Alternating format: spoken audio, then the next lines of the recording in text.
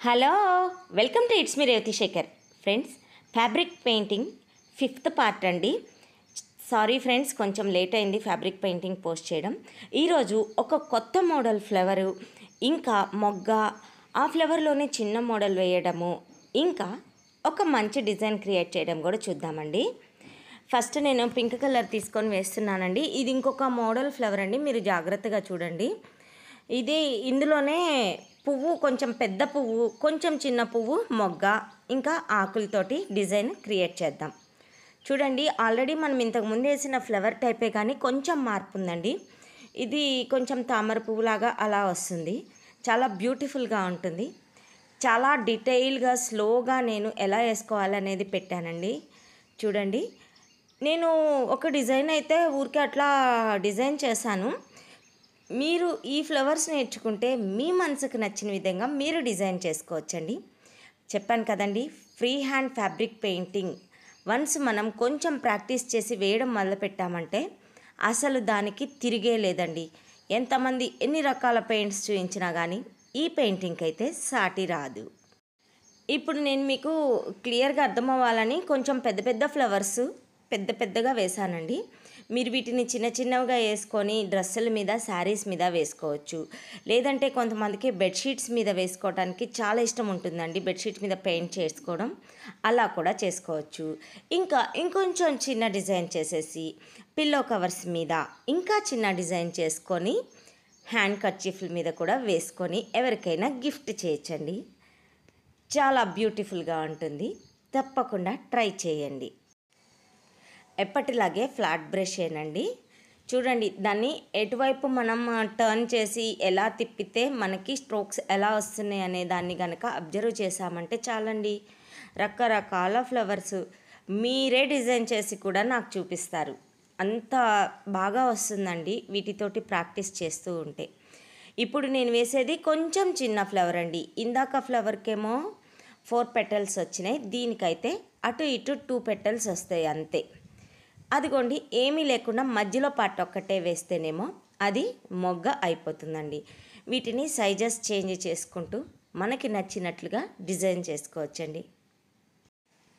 ఇదే ఫ్లవర్ కింద ఎప్పట్లాగే గ్రీన్ పెటల్స్ లాగా గ్రీన్ కలర్ తోటి మనం స్ట్రోక్స్ ఇవ్వడమేనండి, అంతే. మొగ్గకేమో కొంచెం పైనుంచి వచ్చేలాగా చూడాలి, ఫ్లవర్కేమో కిందకి ఇలా ఓపెన్ అయ్యి ఉంటాయి కదండి, అలాగా, అంతే అండి. ఎప్పట్లాగే అండి, ఈ మొగ్గలు పువ్వులు వేసినప్పుడు గ్రీన్ కలర్ తోటి మీరు ఎలా గీసినా కానీ చాలా బ్యూటిఫుల్గా ఉంటుందండి. మీరు సెలెక్ట్ చేసుకున్న కలర్ని బట్టి ఉంటుంది, చాలా బాగుంటుంది. ఇక ఆకులు వచ్చేసి మీ ఇష్టం అండి. వన్స్ ఫ్లాట్ బ్రష్ పట్టుకోవడం వచ్చాక మీరు ఎటు తిప్పినా ఒక మంచి డిజైనే అవుతుందండి. కావాలంటే ఈరోజు వీడియోలో లాస్ట్ వరకు చూడండి, మీ అంతటా మీరే ఎలా అయినా వేయగలుగుతారు. బట్ కొంచెం షేప్ అనేది చూసుకోండి.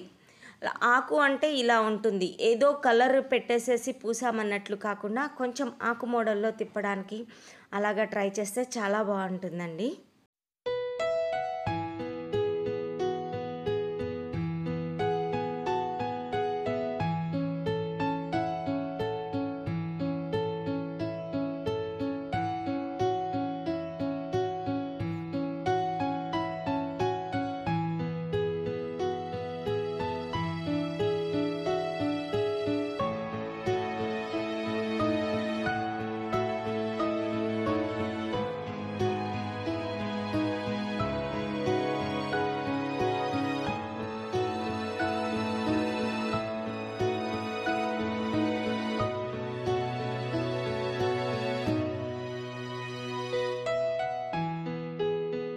ఫ్లవర్స్ ఎలా వేయాలో చూసారు కదండి. ఇప్పుడు ఒక డిజైన్ క్రియేట్ చేద్దామండి.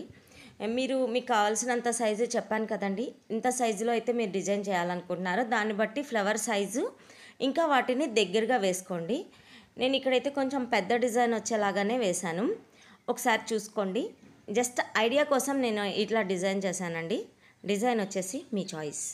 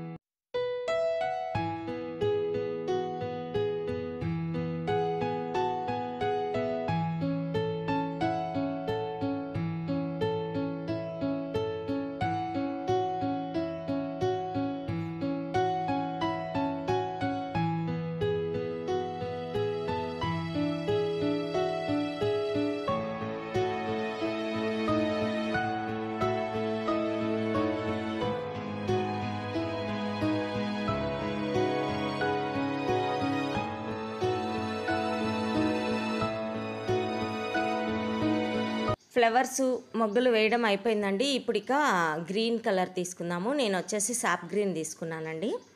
ఇంకా దాంతో తీగలు ఆకులు అట్లాగా డిజైన్ చేశాను.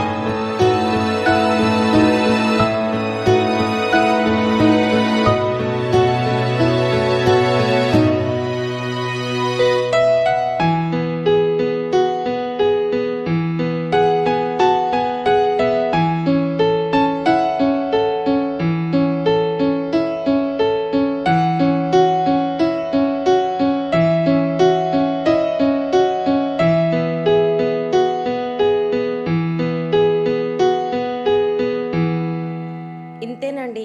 చాలా సింపుల్‌గా మన ఇష్టం వచ్చినట్లుగా మనం ఆకులు కూడా ఇంతకుముందు మనం చూసాం కదండీ. నా వీడియోస్ ఇంతకుముందు వీడియోస్‌లో రకరకాల ఆకులు చూసాము. వాటిలో మీకు నచ్చినవి ఏవైనా కూడా మీరు గీసేసుకోవచ్చు. సింపుల్‌గా డిజైన్ అయిపోతుందండి. చాలా బాగుంటుంది. వీడియో నచ్చితే లైక్ చేయండి, షేర్ చేయండి. It's me Revathi Shekar. నాకు తెలిసింది మీకు చెప్పాను. Thank you.